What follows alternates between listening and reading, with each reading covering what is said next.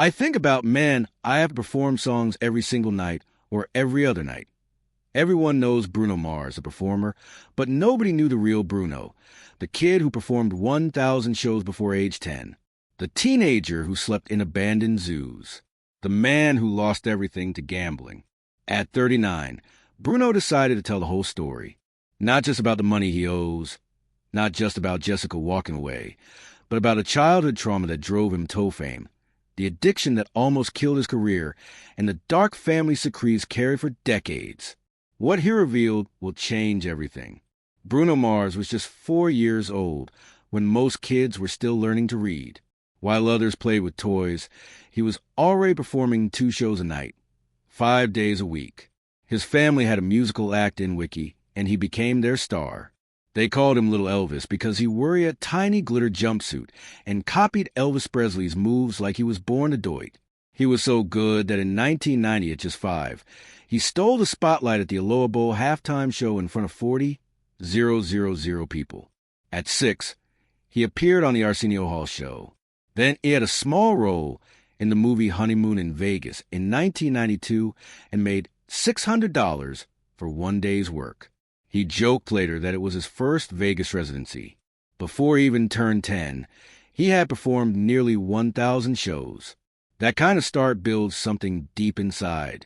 Maybe that's why years later, when he was rehearsing for the Super Bowl halftime show, he said it felt like recess. But life didn't stay that shiny for long. When Bruno was 12, his parents divorced and the family act ended. Suddenly, there was no stage, no lights, and no money. Bruno, his dad, and his brother slept wherever they could. Sometimes in a yellow 93 Cadillac, sometimes on rooftops in Wiki, and even once in an abandoned bird zoo where peacocks screamed all night. They didn't have a real bathroom, so they'd sneak into hotel pools just to take a shower. Dinner was often just Spam musubi from 7-Eleven. For 5 months, they had no electricity. He practiced guitar by moonlight because they couldn't afford amps. At school, kids teased him for wearing thrift store clothes, but Bruno kept pushing. He earned $75 a night impersonating Michael Jackson, so he cold paid for demo tapes and bus fare. That struggle made him tough. In 2003, music labels heard his demo and said Heschel would be the next Ricky Martin. They wanted him to sing in Spanish. Even though he didn't write in Spanish, he didn't want that. He didn't want to be Alabel's idea of a Latin artist. So, he picked a name that came from childhood, Bruno. It was after a big wrestler named Bruno Sammartino. And he added Mars. Why? Because a girl once told him, he was so confident you must be from Mars. When moved to Los Angeles in June 2003, he was 18. He stepped off the plane with only $600, 3 demo CDs, and the name Bruno Mars written on his luggage tag. In his first year, he went through 4 places to live, including a $40 a night motel on Sunset and a cramped Koreatown studio shared with 6 other guys. To survive, he lied his way into a DJ Jobin Van Neer Boulevard.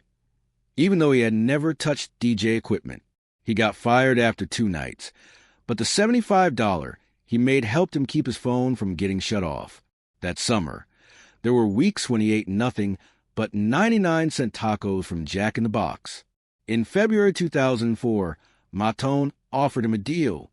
It was only 3 pages long. Bruno joked that he'd seen breakfast menus thicker than that. The label didn't know what to do with him. They wanted a Latin pop singer. 9 months later, they dropped him without releasing a single song. It was humiliating. He had already told his family back home that he got signed, but that failure turned out to be lucky. Another artist dropped by Madone at the same time was Philip Lawrence. The two became friends. They promised each other they would make music that record labels could ignore. By 2006, Bruno and Philip were broke but driven. They wrote music in the back of Philip's beat-up 99 Toyota Corolla parked outside a small studio in Hollywood. Ari Levine ran the studio. He had gear. Bruno and Philip had ideas. They'd buy him burritos from 7-Eleven as payment. Whenever a chord or beat felt good, they'd shout.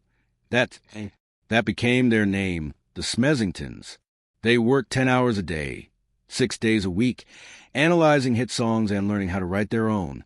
They studied more than 1,000 songs before even releasing one. Then Bruno's sister, Hey, stepped in. She was working in fashion in West Hollywood and slipped one of his demo CDs to a guy named Mike Lynn. Mike worked for Dr. Dre.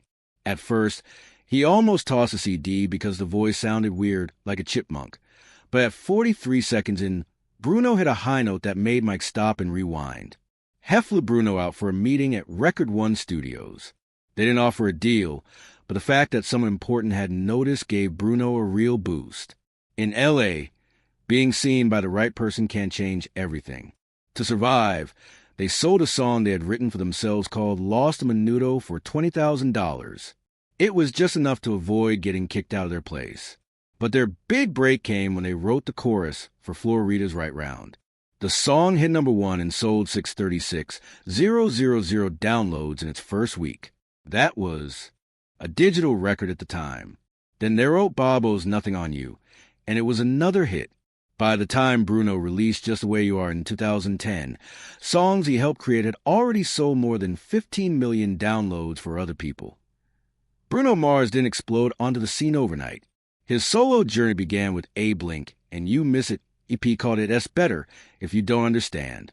It dropped on May 11th, 2010 with barely any attention, just 13 minutes long, only 4 songs, and by the end of 2011, it had sold just 27,000 copies in the U.S. It looked small, forgettable even. But hidden in that short EP were songs that would become the backbone of something much bigger. Just 5 months later, Here Least Do Waps and Hooligans on October 2010. That one hit like a bomb. Made on a budget of $70,000 with no borrowed samples, the album went 7x platinum in the U.S. and crossed 15 million global sales by 2020. In the UK alone, it stayed on the official albums chart for 400 weeks straight. That's nearly 8 years, longer than Abbey Road or even Thriller. Then came the singles. His debut, Just the Way You Are, entered the Billboard Hot 100 on 7th of August 2010 and hit number 1 only 8 weeks later. It stayed on the chart for 48 weeks and went 13x platinum. In the US alone, it sold 6.7 million downloads, landing it among the top 25 digital tracks ever. Then came Grenade. It pulled in 559,000 downloads during its peak week. That was the 8th biggest weekly total in music history at the time. It didn't just go to number 1 in the US. It topped charts in 15 countries. And it didn't stop there. Between January and March 2011, Grenade hit number 1 on Billboard 3 different times, something only 5 other songs have ever done.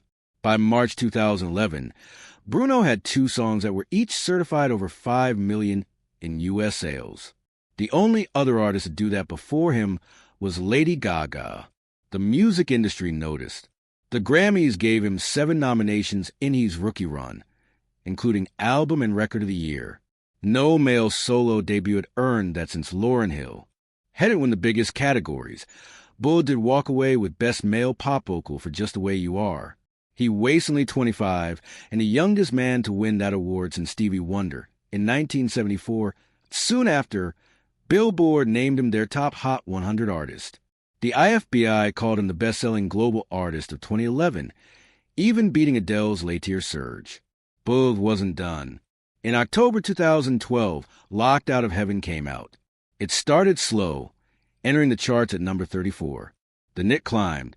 Within 11 weeks, it hit number 1 and stayed there for 6 straight weeks. From 22 to December 2012 to 26 of January 2013. That made Bruno the first solo male artist since Bobby Vinton in 1964 to score 4 Hot 100 number 1s in his first 2 years. Even Michael Jackson didn't do that. Sales kept pace, too. The track hit 1 million U.S. downloads in just 10 weeks and eventually went 10x platinum. Spotify's streams later climbed past 1.8 billion. Critics didn't see it coming. Rolling Stone called it the police revival nobody ordered, but everyone needed. That reggae rock beat broke up the EDM monotony that had taken over the charts. In less than 4 minutes, Bruno shifted the entire sound of pop radio to AT First. Unorthodox Jukebox was meant to be wild. The label expected a tight, catchy dance album, but Bruno and his team secretly expanded the vision. They stretched the budget and dabbled in 9 different genres. From the disco shimmer of Treasure to the bold sensual rock of Gorilla, and even reggae with Show Me, the label panicked. One memo warned that radio wouldn't play an album this chaotic. Bruno didn't back down. He even gave up 4% of his future Royal Tiesto pay for live horns and vintage gear. The risk worked. Within a year, the album had moved 6 million copies worldwide. Critics were stunned. Spin magazine said it felt like flipping through a jukebox at 3 a.m. chaotic but magnetic. And Bruno's genre-blending blueprint would later be copied by artists like Dualia and Harry Styles. The 2014 Grammys brought more fireworks. Unorthodox Jukebox won Best Pop Vocal Album and 2 other awards. Engineers revealed that each song used more than 120 individual audio tracks, the most opening nominee that year, even more than Daft Punk's Random Access Memories. That same night, during his Gorilla performance, someone filed a complaint with the FCC over a 0.6-second shot of Bruno thumping his chest. It was meant to mimic a gorilla. No fine was issued, but it did earn him a spot in the 2015 Guinness World Records for the shortest televised act to trigger an obscenity review. After the Grammys, sales spiked. Unorthodox Jukebox shot up 171% on the Billboard 200. That was one of the biggest Grammy Week boosts since Alanis Morissette in the 9S. Then came Uptown Funk. It started as a jam session on May 2014 in a makeshift studio. The first version was captured on a voice memo that Mark Ronson still keeps stored in his inbox. The final song took 11 writers, got tangled in 5 lawsuits, and finally dropped on 10th of November 2014. It went straight to number 1 and stayed there for 14 weeks from January 17th to 18th of April 2015. That was the longest number 1 streak off the decade until Old Town Road came along. The song sold 300,000 downloads per week at its peak and hit 15 million daily streams around the world.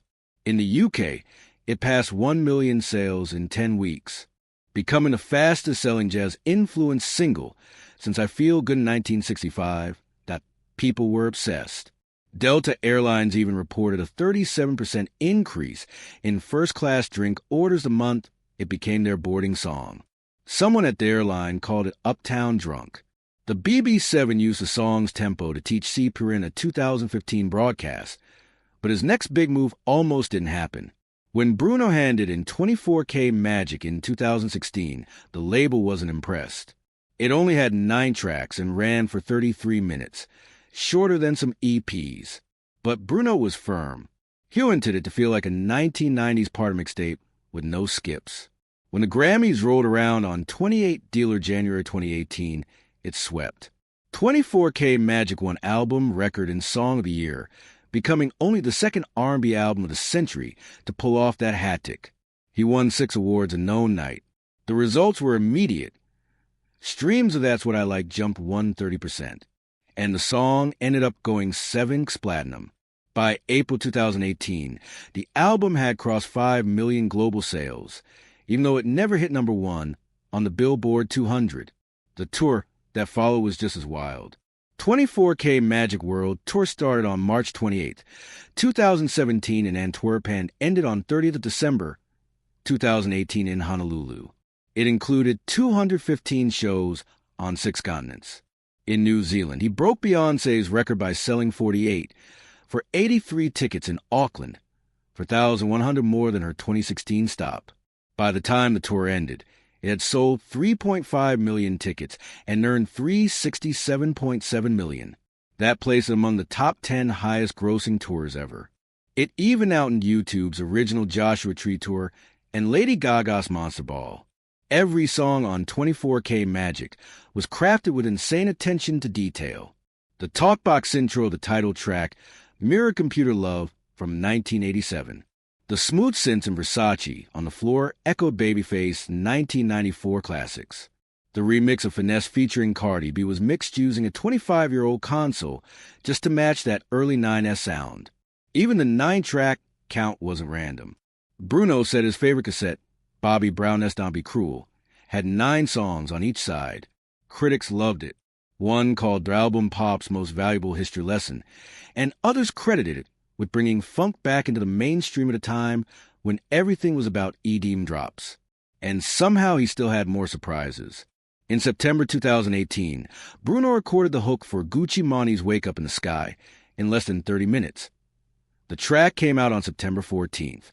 It peaked at number 11, but had staying power.